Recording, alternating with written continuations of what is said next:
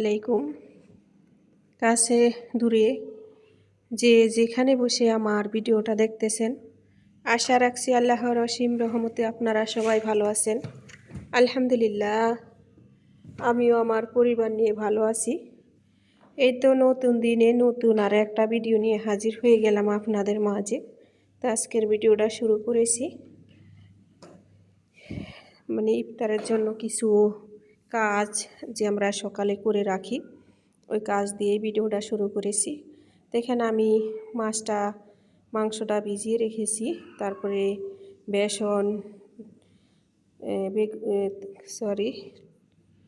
পেঁয়াজের জন্য ডাল, এগুলা সবই আমার মেশিনে ভাঙানো, আমি নিজের হাতে করা। তা আমি আজকের থেকে না, অনেক বছর ধরে আমি এই জিনিসগুলা মেশিনে ভাঙিয়ে নিই। বাজারে যেটা, ওটাকে আমি ভরসা করি না, কারণ ওনারা বিভিন্ন ধরনের জিনিস মিক্স করে তারপরে এগুলা ধোয় না ধুয়েই ভাঙায়।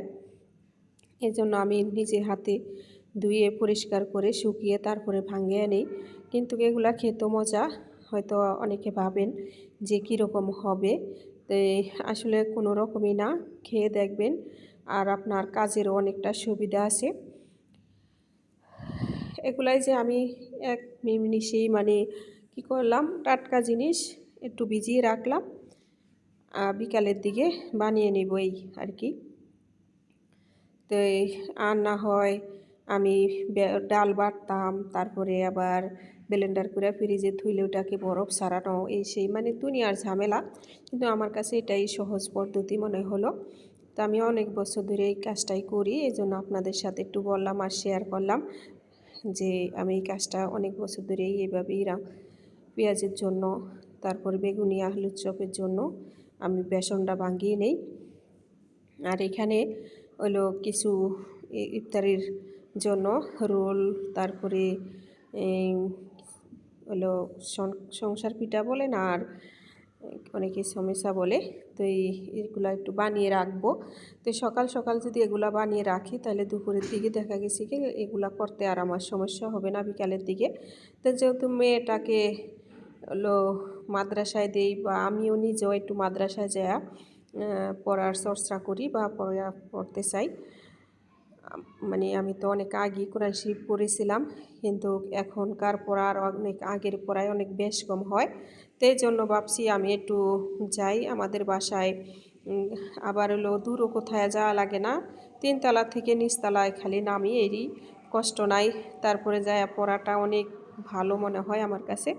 তো এই জন্য শিক্ষাটা কয় না, মানুষ শিক্ষার কোনো বয়স নাই, সব বয়সে শিখা যায়। শিক্ষা এমন একটা জিনিস, আপনি যে কোনো মুহূর্ত থেকে যে কোনো সময় আপনি শিক্ষা নিতে পারেন, শিখতে পারেন। তো এই জন্য আমিও যাই, আমি যাই 11:30টার দিকে, আর আমার মেয়েটা যায় 9টার দিকে। এখন 9টার দিকে করেছে যেহেতু রোজা, তো আজান হইতেছে। আজকে আমার ভিডিওটাতে ভয়েস দিতে দিতে আমার অনেক দেরি হয়ে গেছে। আজকে একটু ব্যস্ত সময় পার করেছিলাম, এই জন্য আর দুপুরের পরে আমার ভিডিওটা ছাড়া হয়নি, ভয়েস দেওয়া হয়নি ব্যস্ততার কারণে। তো এখন রাত্রেই ভয়েস দিয়ে নিচ্ছি। তো ছেলেকে বাজারে পাঠিয়ে কিছু ফল আনিয়েছি।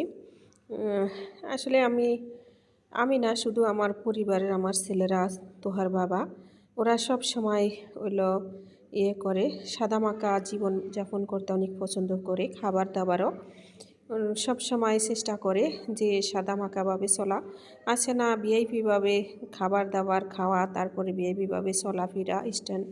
কিন্তু আমাদের পরিবার কিন্তু তা না, হয়তো ভিডিও দেখে বুঝতে পারেন আপনারা। আমরা সব সময় একদম নর্মালভাবে চলাফেরার চেষ্টা করি। আমরা বাচ্চাদেরকে ওইভাবে মানুষ করেছি, নর্মালভাবে চেষ্টা করি। বাচ্চারাও যেন নর্মালভাবে চেষ্টা করলে কি হয়, ওই সমস্ত বাচ্চারা বড় হইলে কোনো চাহিদা থাকে না। তাই আমি আমার সন্তানদেরকে সবসময় নর্মালভাবে চলাফেরা করার শিখিয়েছি। তো আলহামদুলিল্লাহ, আল্লাহর কাছে শুকরিয়া, আমার বাচ্চারা সব সাইডে আল্লাহর কাছে শুকরিয়া শেষ নাই, যে এত লাখের ভিতরে হয়তো 2-1জন বাচ্চা এরকম হয়। তো এই জন্য সবসময় আমরা স্বামী স্ত্রী 2জন খুশি আমাদের বাচ্চাদেরকে নিয়ে শুকরিয়া আদায় করি। তারপরে আমাদের প্রতিবেশী আছে, আশেপাশে যত মানুষ আছে সবাই আমাদের সন্তানকে নিয়ে গর্ববোধ করে। তো এই জন্য অনেক ভালো লাগে। অনেক সময় অনেকে দেখা হলে বলে যে আপনার বাচ্চাদের মতো বাচ্চা হয় না, মানে দেখবেন নিজের সন্তানের প্রশংসা যদি কারো কাছ থেকে শোনেন পরিবারের, তাহলে অনেক ভালো লাগে। তো কথা বলতে বলতে এখানে আমি অনেক কিছু করেছি, ওইটা আর আপনাদের সাথে বলতেও পারি নাই। আসলে কথা একটা বলতে গেলে শেষ না করলে ভালো লাগে না। তো এখানে আবারও আমার বড় ছেলে দেখেন বেল, আনারস, তারপর লাল শাক, লাউর শাক। আসলে আমার গাছে লাউর শাক অলরেডি আমি খাইতে পারতেছি না, নষ্ট হয়ে যাইতেছে।